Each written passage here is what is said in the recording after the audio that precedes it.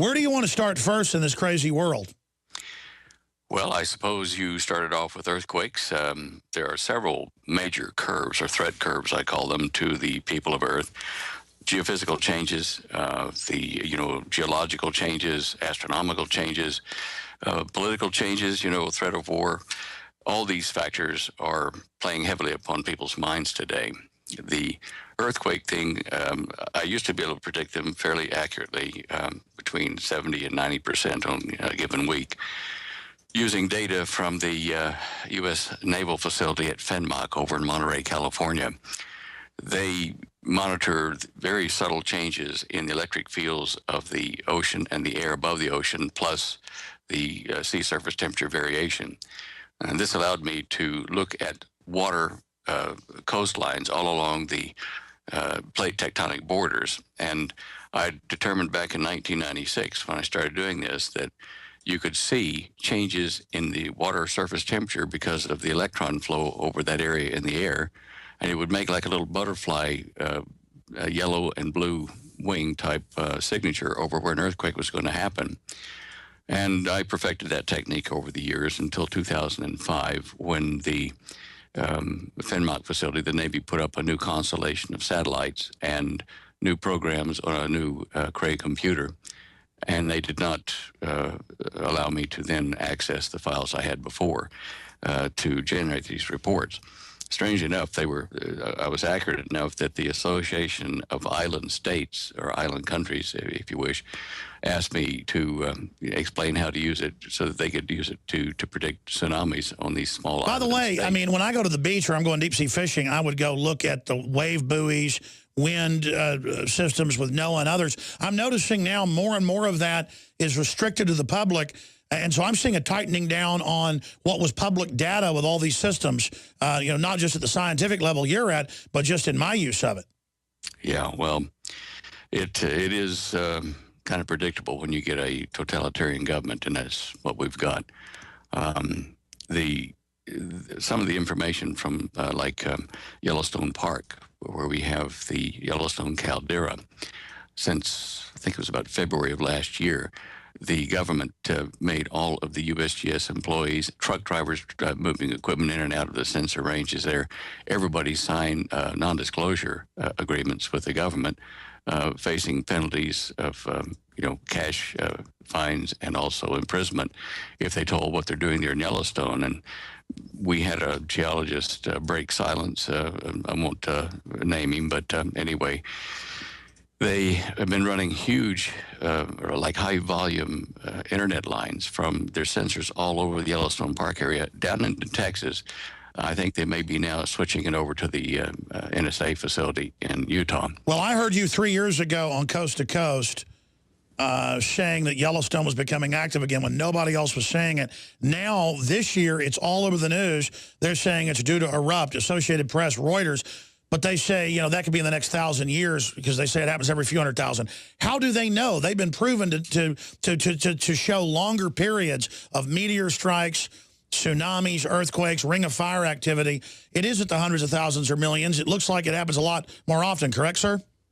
Well, degrees of eruption, yes. To have one of those catastrophic supervolcanic eruptions may be, several 100,000 years between times. But what they're doing now is they're measuring the increased appearance of helium, an isotope of helium gas, which was buried way down deep underneath Yellowstone. And when that starts to release, it means that there's geological activity down there in a deeper pool of magma, which they have recently discovered. Well, you're the first guy I ever heard warn of it, so I want to hear what you say you think's going on from all the data. They certainly are being secretive, and a lot of wildlife has been moving out of the area. Stan Deo's our guest. I'm Alex Jones. Stay with us. Supervolcano straight ahead. I'm not saying that the supervolcano is going to blow up at Yellowstone this year, next year, 10 years from now. But from satellite, they now know, if you look at Shoemaker-Levy, the comet that broke into a bunch of pieces decades ago and hit Jupiter, blowing holes in the gas giant bigger than Earth, scientists had thought that super collisions happened every 50 million years. Now they went, oh, actually, we think it happens every few thousand. And now they know from radio telescopes, there's just rocks and asteroids and comets all over the place. And now they can look from satellite and see the Earth's more pot-marked than the moon. These things we think are probably hitting every few hundred years. And stuff that knocked out the dinosaurs is hitting, you know, every few million or whatever. Who knows? The point is the geological record's more sped up. Not even geological, the planetary record. And then you got these volcanoes. You got all the ancients reporting, you know, it being dark for a year and most people dying and it being freezing. And people go, that's just ancient Sanskrit.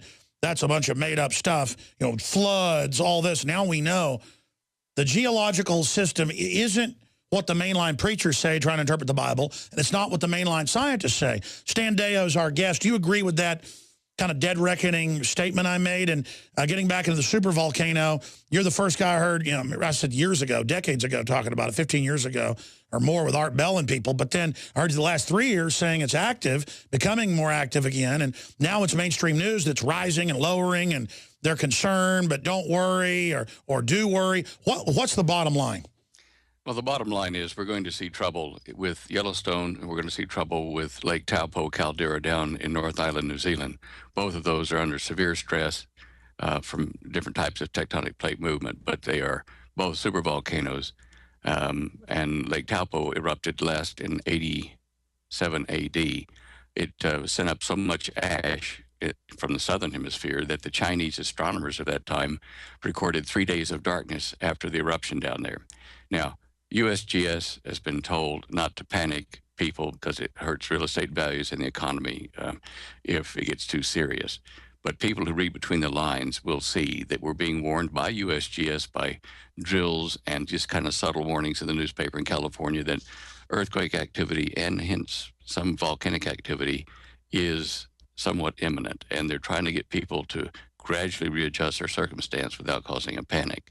Mind you, with all the illegals in California, I guess, you know, if that fell into the sea, it wouldn't be a great loss. But still, you got to give them a chance.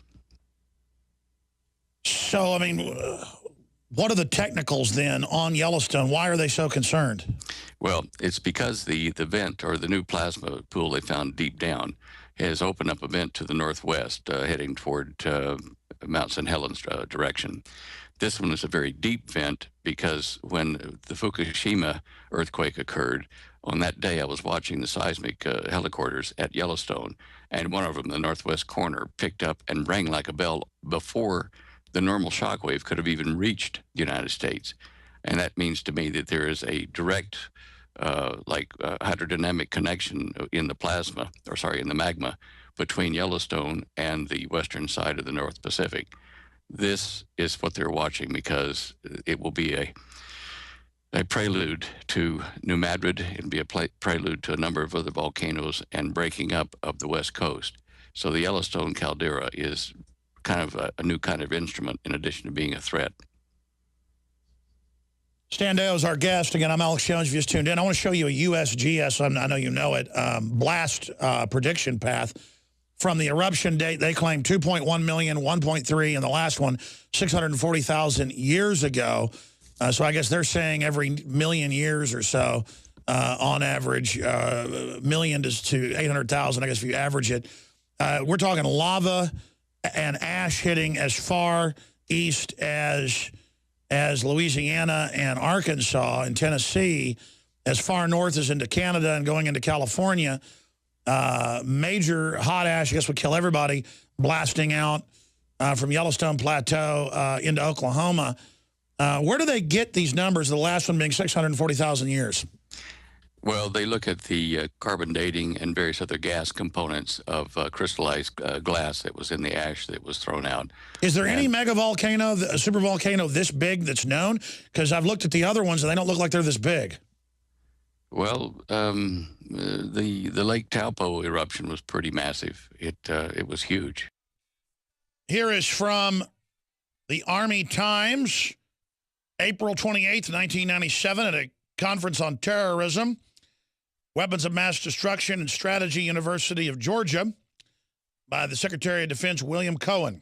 I remember reading this on air out of the Army Times when it came out. Others are engaging even in an eco type of terrorism whereby they can alter the climate, set off earthquakes, volcanoes remotely through the use of electromagnetic waves. That is and you can click on the citing there, 3, that's Army Times. You can see where it's cited there. Federation of American Scientists, addressed by U.S. Secretary of State, is that source. But I read it directly out of the Army Times when I saw it. There's a devastating tsunami bomb. That was in the New Zealand Herald that the U.S. tested. And Live Science reported on the tectonic weapon to hit Haiti. The thing is, see, when you're informed, this stuff's all admitted. But then the general public still doesn't know that spider goats have been around for 20 years. Or that you can buy a glow-in-the-dark dog for $4,000 from China 15 years ago. I could have a glow-in-the-dark rhesus monkey for $15,000 last time I saw the price that I could buy out of New York that was brought in from Hong Kong. I could have, in studio, a glowing monkey that's part jellyfish. And the general public just is still thinking they're living in Kansas, and you're not, folks. You're not in Kansas anymore. And, I mean, look at these headlines. Holder snaps. Cruz, Holder should be impeached for defying Congress and the rule of law. Other congressmen call him a criminal, say he should be in jail. Employees at Dallas IRS wore pro-Obama stickers, buttons, and T-shirts as a jihad brigade. 44% Twitter accounts. I've never seen tweet. That's an interesting story. You've got Boehner coming out saying there's a criminal cover-up. You've got Senator Sessions saying there's a criminal collapse of America going on. It's all happening. Stan Dale, I'm ranting. I want you to get into real threats back in the supervolcano, but you've talked a lot about this and this criminal system. Most people, as you know, in government, in corporations are not bad. They love their kids too. But tyranny always has this leg up that people can't believe it's happening in their time. And so it gets a jump on people during the headlights. I think the sleeping giant is starting to wake up. I'm concerned the power structure may stage false flags as a pretext to try to get our confidence again or a war. But I don't even think that's going to work. Where do you think, as a really guy that's tuned in, where do you think we are historically? And then I want to get back into the supervolcano and Cohen's quote. Well, at the moment, politically, I think the United States is in serious trouble of breaking out into open anarchy. This deal with Cliven Bundy is kind of the tip of the spear.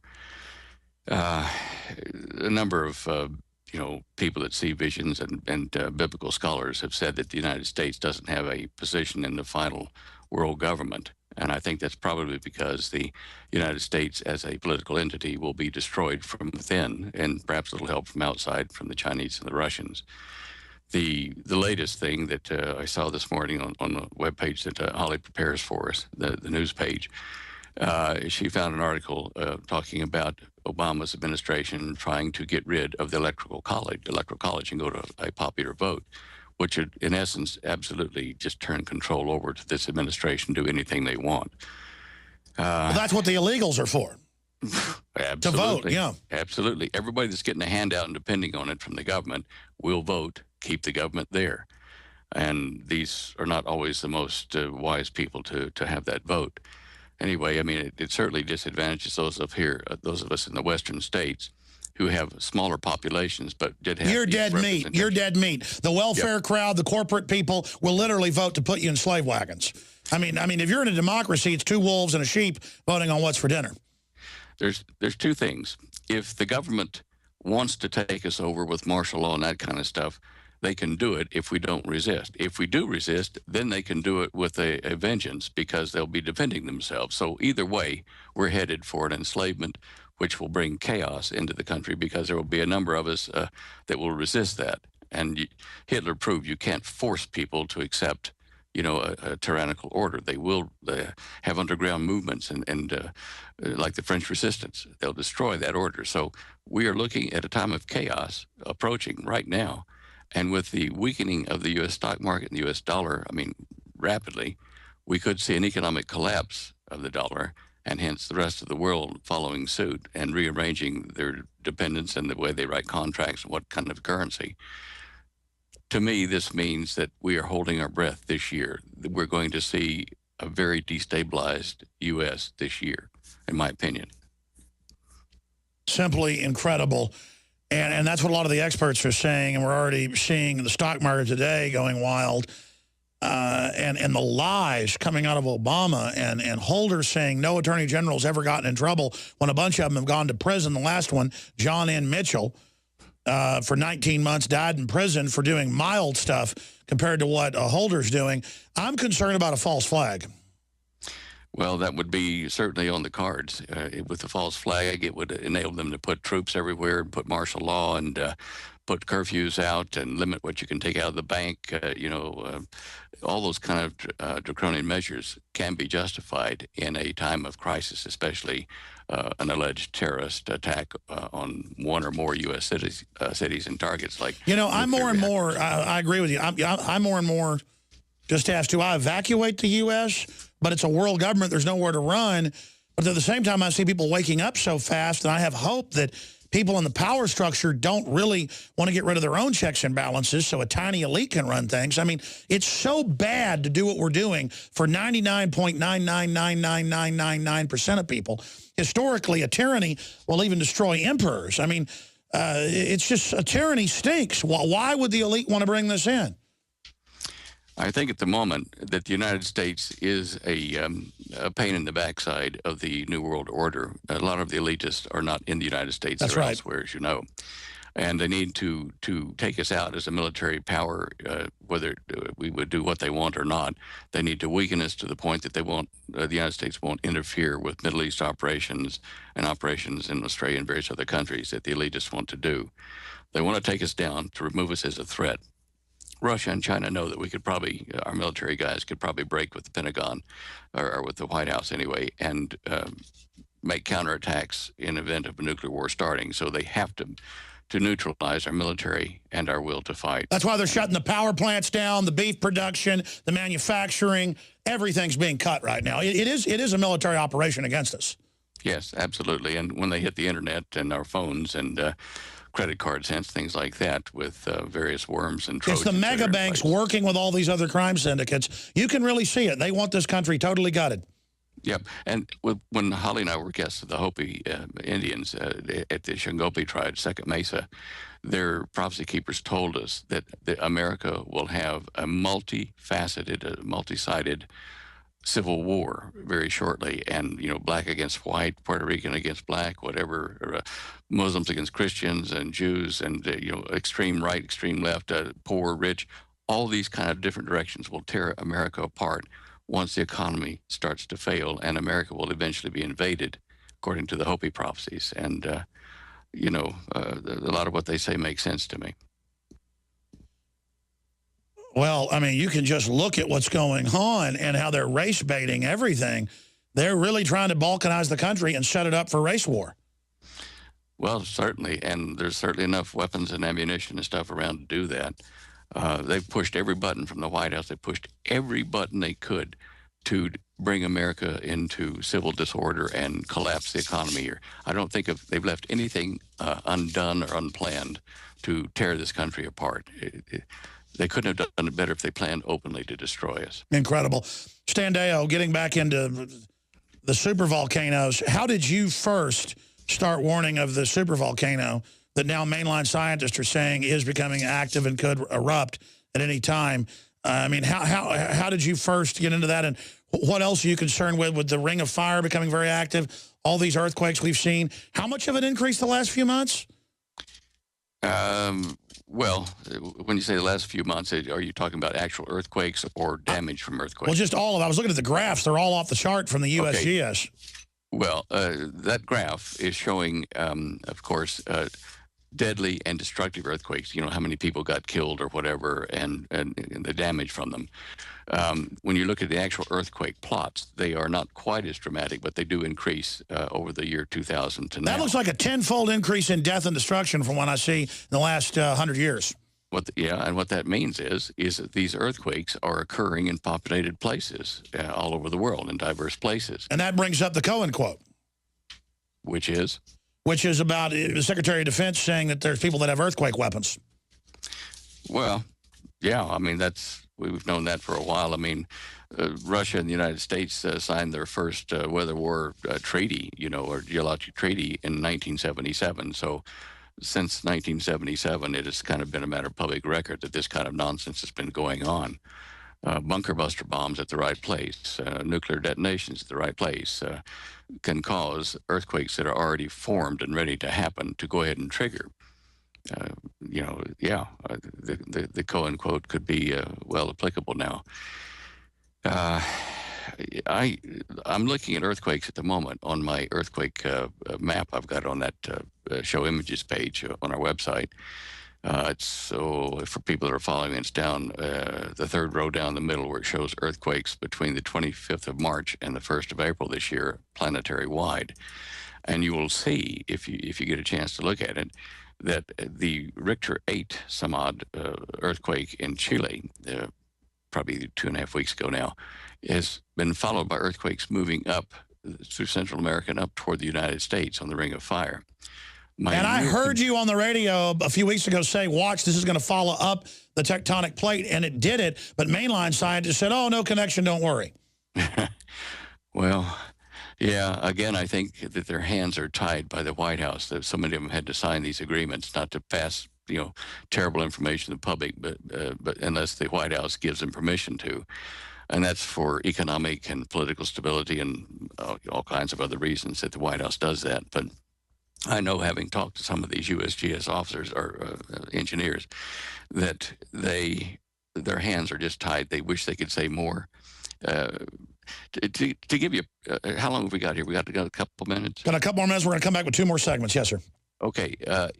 In the Philippines, there was a volcanic eruption there, and a few years back, they made a documentary of the USGS handling this, the explosion there. What was it, Pinatubo or something like that?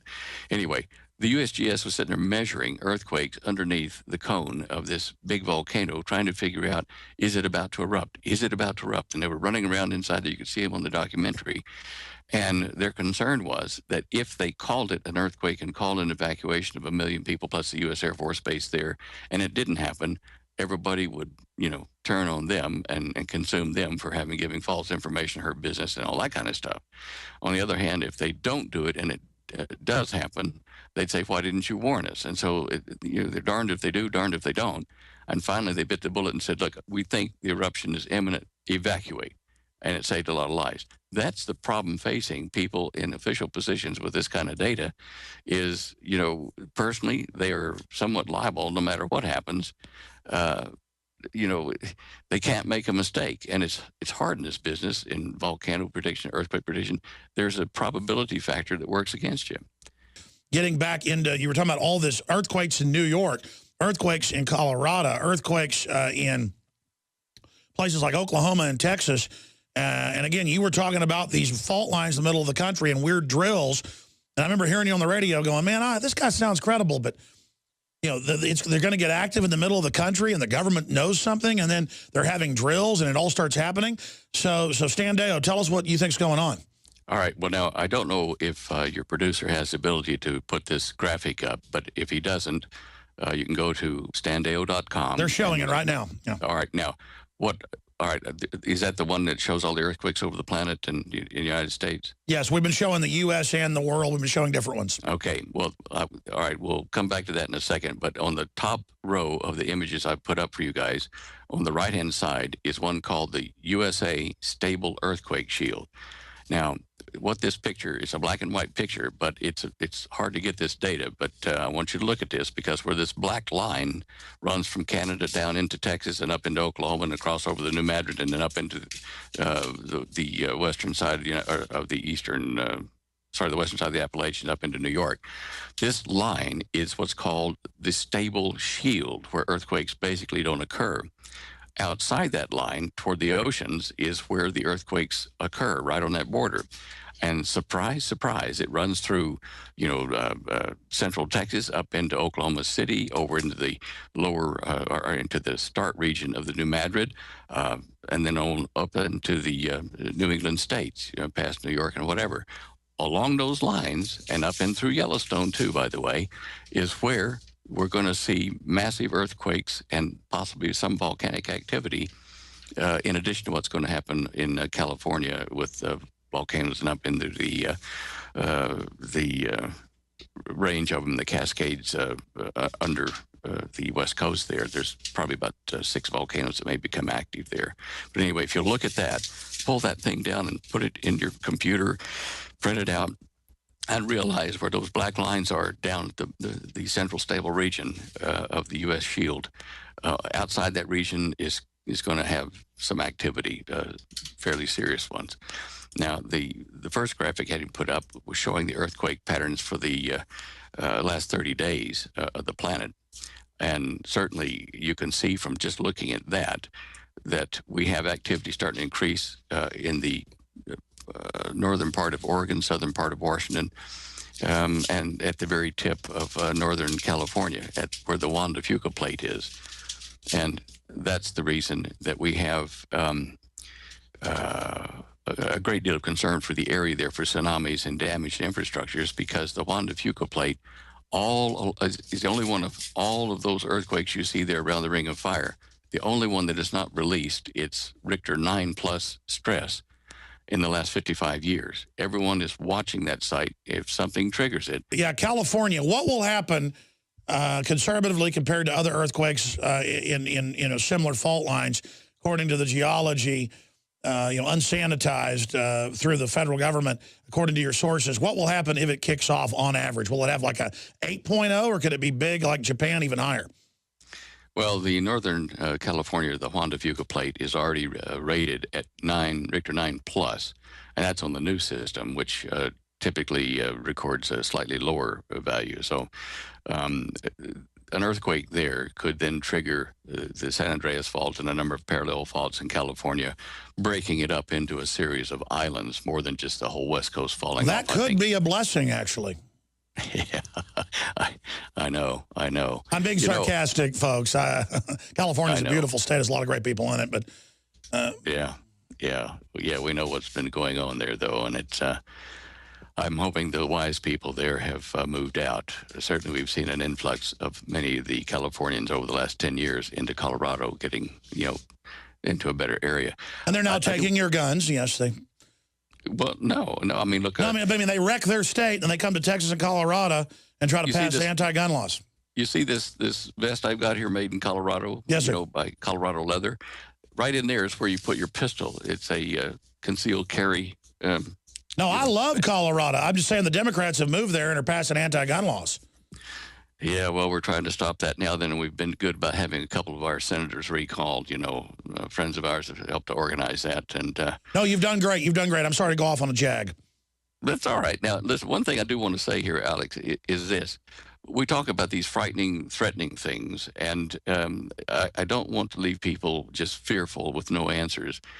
Neither does Holly, and that's why she puts up that website every day, and lots of preparation information for free on it. Hard copy stuff you can get in her book, Dare to Prepare, and in my book, The Cosmic Conspiracy. Those two help you to prepare for the immediate future, spiritually and physically, practically and philosophically. And so understand that it's not our job to frighten you. It is our job to help you, and not let you just, go put your head in a pillow and say, I can't do it anymore.